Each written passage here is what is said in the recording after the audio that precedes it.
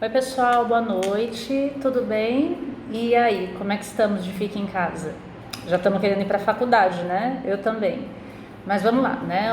Vamos dar prosseguimento aqui às nossas aulas EAD, vamos captar um pouquinho mais de conhecimento, né? Que a gente vai passar essa fase, tá? A prof tá com saudade de vocês, saudade das nossas comilanças, mas vamos que vamos. Em breve a gente tá tudo junto de novo.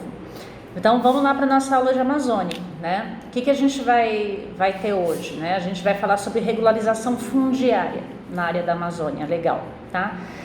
Para a gente falar sobre essa regularização fundiária na área da Amazônia Legal, a gente vai ter que trabalhar com duas leis. Primeiro, a Lei 11.952 de 2009, que fala da regularização fundiária na Amazônia Legal, e também a lei que fala sobre o Programa Nacional de Regularização Fundiária da Amazônia, né?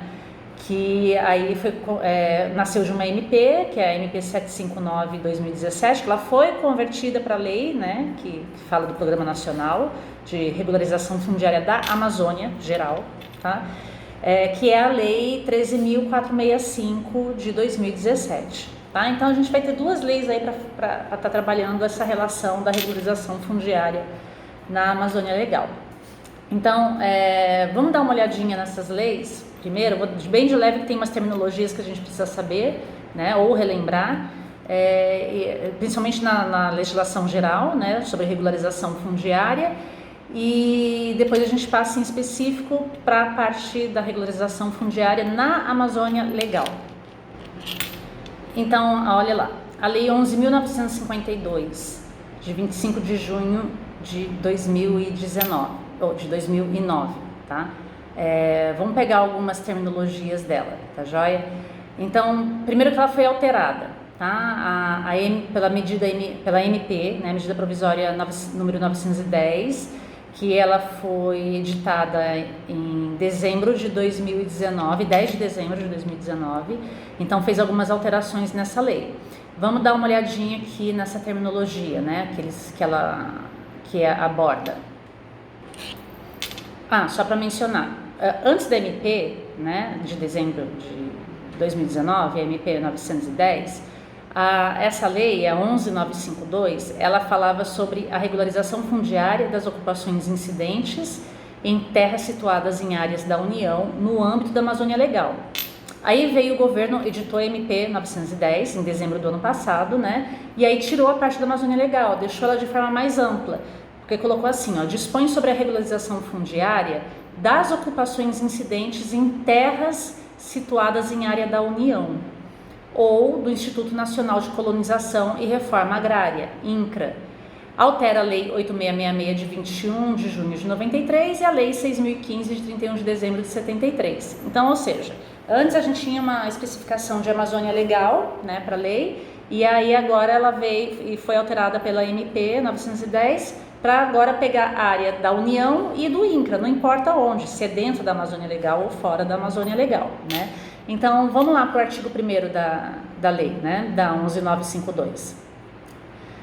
Artigo 1º. Esta lei dispõe sobre a regularização fundiária das ocupações incidentes em terras situadas em áreas de domínio da União ou do Instituto Nacional de Colonização e Reforma Agrária, INCRA, por meio da alienação e da concessão de direito real de uso de imóveis. Então, olha só, caímos lá para o direito civil, direito real, uso de imóveis, né? Mas como são, agora estamos falando de tipo de imóveis, né? Da União, né? Então a gente está falando que seja da União ou do domínio do INCRA. Então esse tipo de terra precisa de regularização, e essa lei vem e traz agora a formatação para a regularização dessas áreas, né? Então não importa se está dentro da Amazônia Legal ou se está fora da Amazônia Legal. Tá? Então, por isso que eu falo que ela é uma lei mais geral. Aí o artigo 2º traz umas terminologias que a gente vai precisar entender, né? Para efeitos dessa lei, entende-se por 1. Ocupação direta, aquela exercida pelo ocupante da família. Ocupação indireta, aquela exercida somente por interposta pessoa. Vamos lembrar o direito real, lá no direito civil? A gente não tinha posse direta e a posse indireta, né? A posse direta seria, por exemplo, no caso de um locatário e um proprietário, né? A posse direta é de quem está morando ali, quem está tendo a posse, né, do imóvel, que seria o locatário, né? A posse indireta, a do proprietário, né? Ele tem a posse, mas ele cedeu a posse dele para o locatário, então ele tem uma posse indireta da propriedade, né, do imóvel. Então aqui é a mesma coisa, a posse direta e a posse indireta, tá? Exercida pelo ocupante da família que está naquela terra, então ele que tem o interesse pela regularização fundiária daquela terra, ou ocupação indireta, que é por pessoa interposta, pessoa que possa estar ali em nome da família, tá? Fazendo a vez da família interessada na regularização fundiária. Ele traz no inciso 3, exploração direta, atividade econômica exercida em imóvel rural e gerenciada diretamente pelo ocupante, com o auxílio de seus familiares, de terceiros, ainda que sejam assalariados, ou por meio de pessoa jurídica de cujo capital social ele seja titular majoritário ou integral. Então vamos lá, olha, exploração direta de uma área que precisa de regularização fundiária, né? Ela vai ser ocupada pelas pessoas da família, então, né, que a gente viu, mas para quê? Que exerçam a tal da atividade econômica naquela área, tá? Então, o imóvel não pode ser utilizado para de repente, uma sublocação, não. Ele vai ter que ter atividade econômica desempenhada pelas pessoas daquela família, tá? E é imóvel rural, tá? Não estamos falando do imóvel urbano, quando a gente fala da exploração direta. Que vai ser então gerenciada por aquele ocupante, né, a família dele, que seja, tá? Pode ser por terceiros também, por exemplo, agregados que venham contribuir ou os funcionários daquele local que venham contribuir para aquela produção rural, tá? Para aquela atividade econômica, ainda que sejam assalariados, tá? Então, o fato de o morador, né, que faz exploração direta remunerar alguém para auxiliá-lo na atividade rural não descaracteriza, tá, a exploração direta.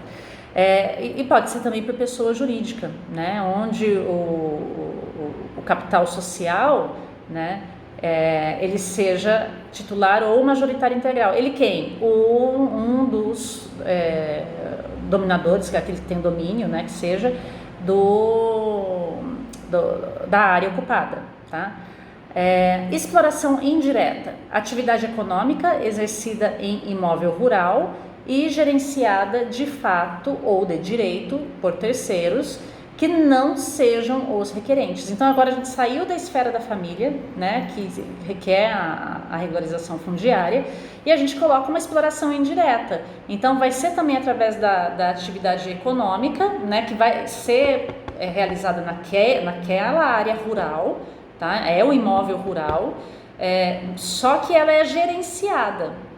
Olha só, ela tem uma gerência agora, seja de fato, sem documento nenhum, sem constituição legal nenhuma, ou de direito, tá? Então já está tudo documentado, por terceiros, né? Que não sejam os residentes, né? Os requerentes da regularização fundiária daquela área. Por quê? Porque lá como a gente viu, é possível que exista a atividade remunerada dentro daquela área. Se tem atividade remunerada dentro daquela área, pode ser que a gerência seja feita por um terceiro também, mas isso não impede. Então a gente está falando da tal da exploração indireta, quando for essa atividade econômica exercida nesse imóvel rural, né, e gerenciada por esse terceiro, que não seja o próprio requerente da regularização fundiária, tá? Então, cultura efetiva, no inciso 5. Exploração agropecuária, agroindustrial, extrativa, florestal, pesqueira, de turismo ou outra atividade similar que envolva exploração do solo. Então a gente tem aqui nessa cultura efetiva o que pode ser realizado ali naquela área, né, do imóvel rural, que pende da regularização fundiária. O 6, ocupação mansa e pacífica, aquela exercida sem oposição e de forma contínua. Opa, direito civil, né, direito das coisas, lá do nosso direito real, né, a posse mansa e pacífica. Então, que não pode ter estudo, bulhação, não pode ter esturbo, bulhação. Então, são coisas que vêm casadas com o imóvel, né? Ainda que penda da regularização. Por quê? Para evitar grilagem, para evitar conflitos de terra. Por isso que ele é colocado na ocupação pacífica. O 7, ordenamento territorial urbano. Então, eu vou ordenar esse território urbano, né? Pode ser que seja urbano também, não só rural. Planejamento da área urbana, de expansão urbana ou de urbanização específica, que considere os princípios e diretrizes da Lei 10.257, de 10 de julho de 2001, Código Civil, e inclua, no mínimo, os seguintes elementos: delimitação de zonas, diretrizes e parâmetros urbanísticos de parcelamento de solo, né? Diretrizes para infraestrutura e equipamentos urbanos e comunitários, diretrizes para a proteção do meio ambiente e patrimônio cultural. Então, são as diretrizes para esse ordenamento territorial urbano, né? O 8, concessão de direito real de uso, cessão de direito real de uso, onerosa ou gratuita, por tempo certo ou indeterminado, para fins específicos de regularização fundiária. Opa, gente, vamos voltar lá para o 6º período, né? Direito real, direito das coisas. Estamos falando, então, cessão de direito real. Eu posso ceder o meu direito de uso de solo? Eu posso, tá? Pode ser de forma onerosa ou gratuita, tá? Mas a gente está falando do quê? Cessão de direito real de uso, tá? Não estamos falando de propriedade, até porque se é terra da União ou do INCRA, não pode ter propriedade do particular, tá? Ele vai ter um direito de uso da terra. Não, por isso que precisa da regularização em relação a isso também. E os requisitos, né, do direito real de uso, né? Pode ser de forma onerosa ou gratuita, tempo certo ou indeterminado, que casa também lá com o direito civil, mas para esses fins específicos da regularização fundiária, tá? O 9, alienação, doação ou venda, direta ou mediante licitação, nos termos da Lei 8.666, de 93, do domínio pleno das terras previstas no artigo 1º. Então, no artigo 1º fala que são terras da União e do INCRA, né? Então, pode ter alienação? Tem, mas ele fala o quê? De licitação. Então, vai ter que ser licitado para que haja alienação dessas terras, tá? Se for doação ou venda, venda não, se for doação, pode ser uma doação direta, porque ele fala doação ou venda, né? Direta ou mediante licitação. Gente, se for direta, tem que passar, vai ter que ter o quê para fazer uma doação ou venda direta? Opa, vai ter que passar pelo Congresso. Para ter lei específica autorizando isso, aí o Congresso autoriza a venda, tá? Então, por isso que ele fala venda direta. Ou então abre a licitação, tá? Para fazer essa doação ou essa venda.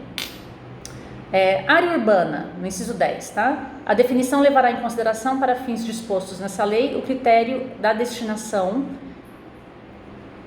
e também os requisitos essenciais para a consideração e a estruturação dessa área urbana, tá? O inciso 11, infração ambiental, conduta lesiva ao meio ambiente, comprovada por meio do esgotamento das vias administrativas. Então, a nossa famosa infração ambiental, né, que vai ser a nossa punição, né, por ter praticado alguma coisa contrária à lei que trouxe, né, dano ambiental para a área. Então, esses são os termos, tá? Estamos lá, então, na Lei 11.952, que fala dessa regularização fundiária de forma geral, tá? Vamos dar uma olhadinha agora na lei que fala especificamente da área da Amazônia Legal. Então, os aspectos gerais, né? A Lei 13.465 de 2017, vamos ver lá o que dispõe, né? O preâmbulo dela. Dispõe sobre a regularização fundiária rural e urbana, sobre a liquidação de créditos concedidos aos assentados da reforma agrária e sobre a regularização fundiária no âmbito da Amazônia Legal. institui mecanismos para aprimorar a eficiência dos procedimentos de alienação de imóveis da União. Então, assim, a grosso modo é isso. Ela vem alterando também várias leis, né, referentes a todos esses atos aí que foram lidos. Mas o que é mais importante? Olha só, agora ela dá uma delimitada, né, no âmbito da Amazônia Legal, né, para regularização fundiária. Então vamos ver, eu vou passar alguns aspectos gerais e já dizer de antemão que inclusive já tem ação judicial para declarar a inconstitucionalidade dessa lei, né? A lei foi criada em 2017, teve MP que alterou, né, quer dizer, ela veio de uma MP, que é a MP 759 de 2016, aí a MP foi convertida nessa lei, né, na lei 13465 de 2017. E depois, posteriormente, ela sofreu algumas pequenas alterações também. Mas o importante, vamos entender um pouco a alma dessa lei, né? O que a lei quer dizer. Então, assim, ela primeiro vem com uma regularização fundiária de anistia das áreas da União e do INCRA. O que acontece? Quando a gente traz a anistia de uma forma não muito pormenorizada, pode ocorrer de facilitar a tal da grilagem nas terras públicas. Então, assim, o governo federal, ele publica um pacote, né, de medidas para tentar simplificar e modernizar, né, o procedimento para a regularização fundiária das ocupações de terra da União.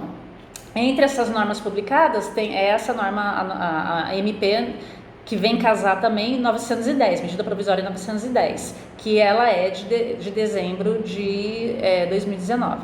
O que acontece, né? Então ela casa lá com a outra MP que alterou também a regularização fundiária na área da Amazônia Legal. Ela acaba, né, a MP 910, alterando aquela lei geral da regularização fundiária. Só que ela vai andar casada também, né, com a MP que altera a regularização fundiária da área da Amazônia Legal. O importante é que a gente compreenda esse panorama geral da Lei 13465 de 2017, né, que vai regularizar a regularização fundiária da Amazônia Legal. Então ela trouxe mudanças importantes, né, dentro do direito real, né, dentro dos institutos reais, relacionados com a propriedade plena ou a limitada, tá? Então, em resumo, a gente pode destacar como uma das principais inovações ou modificações que a Lei 13465 trouxe, que são as seguintes, ó. Primeiro, introdução do tal do direito real, né, de laje no rol dos artigos 1225 do Código Civil. A regulamentação, a segunda inovação ou modificação, regulamentação do direito real de laje, né, entre os artigos lá 1510A e 1510E da codificação material e também da Lei de Registros Públicos, né, que é a Lei 6.015 de 73, que é utilizada até hoje. Outra alteração, né, alteração dos requisitos para uso capião urbana coletiva, que é trabalhada lá no Estatuto das Cidades, tá? Outra alteração, modificação no tratamento da uso capião extrajudicial ou administrativa, que vai fazer ser possível também, juridicamente, sanando algumas dúvidas, né, que vai, inclusive, altera o artigo 216A da Lei de Registros Públicos, ou seja, porque traz a uso capião administrativa. Antes a gente só podia fazer na esfera judicial. Outra alteração, introdução das novas modalidades, né, de condomínio, que aí acrescenta-se o condomínio de lotes e o condomínio urbano simples.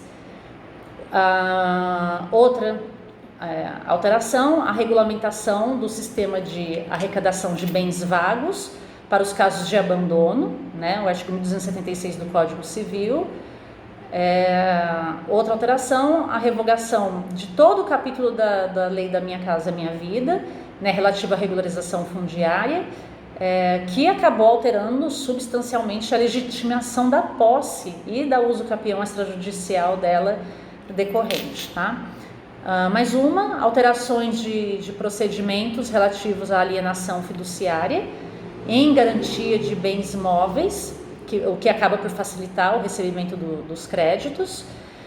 Outra modificação na MP 2220, que trata do quê? Trata da concessão especial de uso. E outra é a alteração da Lei 9636 de 98, que trata da alienação de bens imóveis da União, que vai facilitar a extinção da enfiteuse, né, sobre terras da Marinha por meio de remissão, ou seja, do perdão, tá?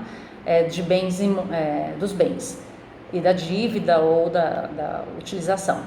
Outra, a penúltima, né, alteração, a introdução de políticas para regularização fundiária urbana, que a gente chama de REURB, tá? E, como última alteração, a introdução do Instituto da Legitimação Fundiária. Então, como a gente pode perceber, né, estão listadas 12 mudanças fundamentais, né, que essa legislação trouxe, tendo origem na MP 759 de dezembro de 2016, né, e que acabou se convertendo na lei, tá? A medida provisória, né, que ensejou a lei, acabou tendo uma ADI, né, por parte do Ministério Público Federal, no início de setembro de 2017, porque a MP é de 2016, a lei foi convertida em 2017, a MP foi convertida em lei em 2017, tá? Que é a ADI 5771. Né? O que o MPF argumenta é o seguinte, né, que 61 entidades ligadas à defesa do ambiente, convencidas, né, de que a Lei 13.465 causa uma ampla privatização das terras públicas, florestas, águas e ilhas federais da Amazônia e da zona costeira do Brasil. Né? Então, por esse motivo, por esse viés de privatização de grande parte da área da Amazônia Legal, é que as entidades solicitaram o ingresso da ADI, tá? Não tinha, o que o Ministério Público Federal alega também, fala que não tinha necessidade de editar uma MP com tanta urgência, né? Poderia ter sido discutido mais com os setores da sociedade, o conteúdo da MP para essa regularização fundiária, e também que não deveria ter urgência, né, no tratamento dessa regularização fundiária urbana também, não só da área rural, tá? Porque também tem problema estrutural, né, dentro da área da região amazônica, seja da Amazônia Legal, seja ela urbana ou rural, tá? A petição inicial da ADI, né, acabou trazendo como conteúdo fundamental de que a MP ela não poderia tratar de matéria reservada à lei complementar, então outro vício formal aí batido pela ADI, né? Eis que revogou os artigos 14 e 15 da Lei Complementar 76 de 1993, que trata dos procedimentos de rito sumário na desapropriação agrária. Também outro vício formal, né, pelo fato de ter alterado inúmeras normas importantes, como licitação, a própria lei da Amazônia Legal, né, a lei que trata do programa de apoio à conservação ambiental, entre outras, né? Então, não teria por que utilizar da MP para alterar mais de uma dezena de leis aprovadas pelo parlamento, algumas delas com mais de uma década de vigência ou até com mais de 40 anos de existência. Né? Poderia ter passado pelo trâmite normal, o formalismo, né? Envia um projeto de lei, deixa o Congresso debater para que não houvesse problema na alteração dessas leis. Né? E, por último, também alega o Ministério Público Federal que a medida provisória... Então, o MPF alega, né, que o fato da MP ter sido convertida em lei não convalida os seus vícios, porque os vícios vêm desde a época da MP, eles só foram transformados em lei, né? Então, isso não significa que esses vícios sejam constitucionais, tá? Eles foram considerados como inconstitucionais pela visão do MPF, tá? Porque já tem inclusive jurisprudência formada no STF em relação a essas inconstitucionalidades, né? Acaba que o MPF pontua na petição inicial da ADI 5771. Deixa eu dar uma lida aqui para vocês o que eles determinam.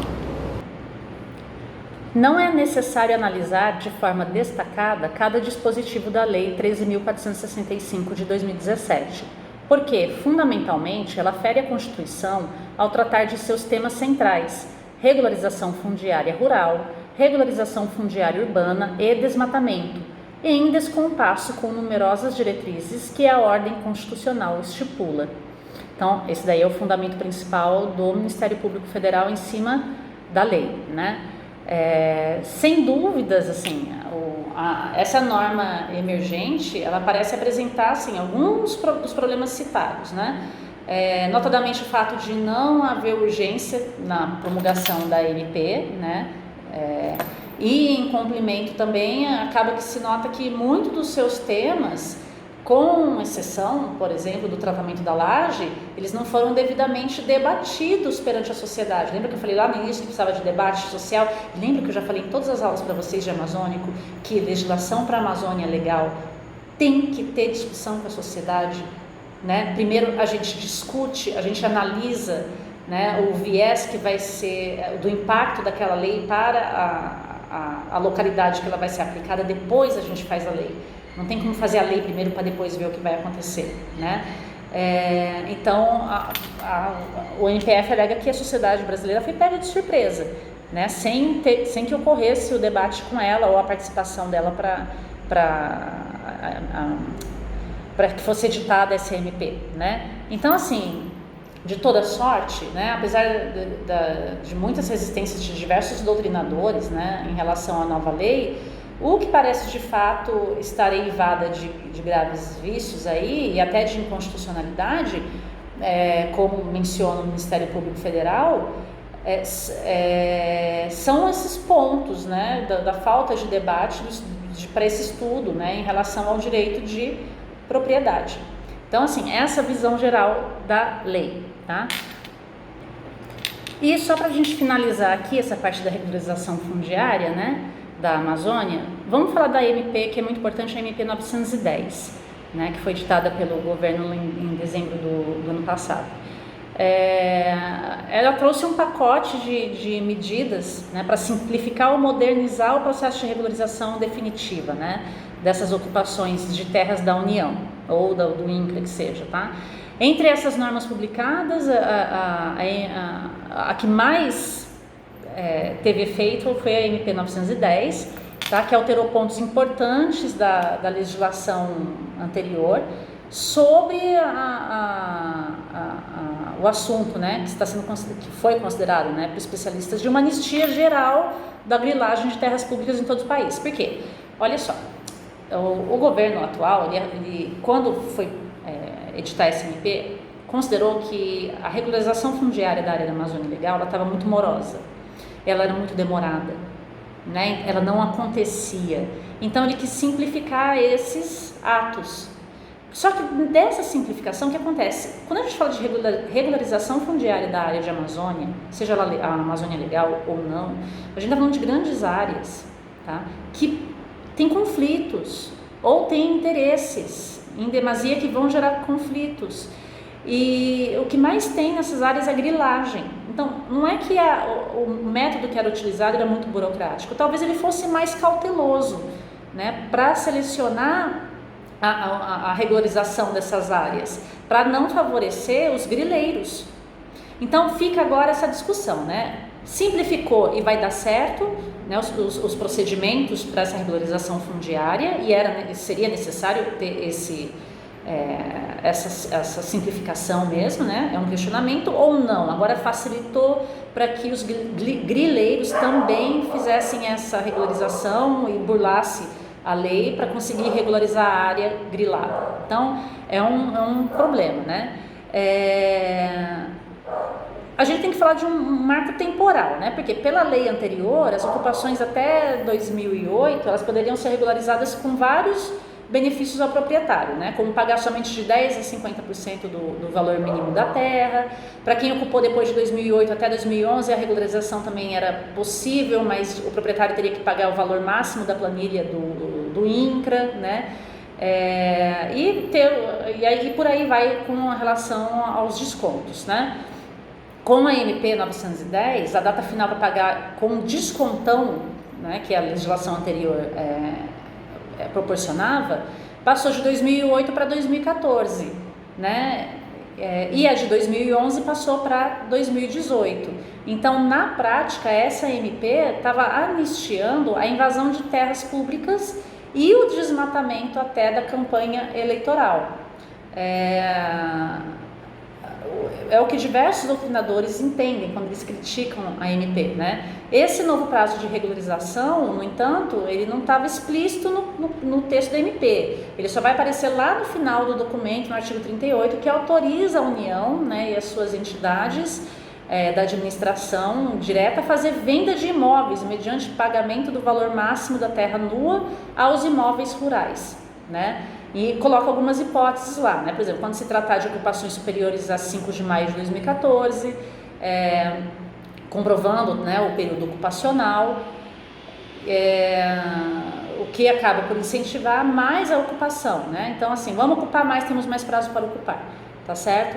É um prêmio para quem estava ocupando a área pública e pagando um valor muito abaixo do mercado, né? E trazer a alteração dessa data, acabou que a MP reforçou esse mecanismo de que a Amazônia, né, que é possível ser ocupada, desmatar, e a lei não se atender a esses pontos, tá? Outra fase, né, da tal da grilagem em nível nacional. Então, os doutrinadores que criticam a MP 910 falam que foi aberto um leque gigantesco de regularização de terras ocupadas, né, em todo o território nacional, inclusive por grileiros. Outras mudanças que a lei também, a MP trouxe, né, a 910, por exemplo, a fiscalização. Na lei anterior, as propriedades até 4 módulos não eram vistoriadas in loco no processo de regularização. Com a MP 910, estendeu o limite de 4 para 15 módulos, para não serem fiscalizados in loco. Outro problema, né, a gratuidade da documentação. Antes, apenas as áreas, né, da Amazônia com até um módulo fiscal, ou seja, de 5 a 110 hectares, tinham gratuidade no registro de imóveis. Aí, com a MP, passou para 4 módulos fiscais, ou seja, de 20 a 440 hectares, sendo gratuitos o registro da propriedade, tá? Outro problema, dispensa de anuência, né? A MP 910 previu a dispensa da anuência de vizinhos do imóvel para alteração do registro, que envolvam o georreferenciamento da área, né? Então, atualmente precisa ter precisaria ter um ok dos vizinhos, né? Quando você quisesse aumentar ou diminuir a sua propriedade no registro do imóvel. Agora, com a MP, está dispensado isso, o que é arriscado, porque, assim, se houver conflito de área, o cartório não vai saber, né? E isso pode ser um problema em potencial. Outro problema, regularização por autodeclaração. Então, em outubro de 2019, o secretário de Assuntos Fundiários do Ministério da Agricultura, ele tinha anunciado que a regularização das terras da União seria feita por autodeclaração, nos moldes do que é feito hoje o imposto de renda. Então, a proposta foi muito criticada, levando o governo a declarar que a medida não seria proposta. Porque, segundo os especialistas, né, na prática, essa autodeclaração, informações que são as informações prestadas pelo proprietário e não observadas, né, em campo pelo governo, não fiscalizadas, né, pelo governo, já acontecia em propriedades de até 4 módulos fiscais, né, que daí depois foi alterada para 15 módulos fiscais com a nova lei, né. Então, se você não tivesse um controle social forte em cima disso, não tivesse um movimento social olhando quem é que está pedindo o recebimento do título, poderia ser um problema, porque as bases de dados não iam ser verificadas, não constariam todas as informações de crimes ambientais, por exemplo, de conflitos agrários. Então, seria uma situação de muita tensão, que ia precisar de algum mecanismo de controle social em cima disso, né? Pelo histórico da legislação fundiária da Amazônia, né, sempre foi mais rigorosa. A gente está falando de meio ambiente, né, então passava por diversos procedimentos, não para burocratizar, mas para dar o máximo de legalidade. E aí o que acontece? Acabou que em 2008, né, a indefinição fundiária da Amazônia chegava a 53%. Aí veio uma legislação mais robusta para tentar regularizar isso. O que casa a MP 910 com a MP 759 de 2016, que foi a que eu falei anteriormente para vocês, né?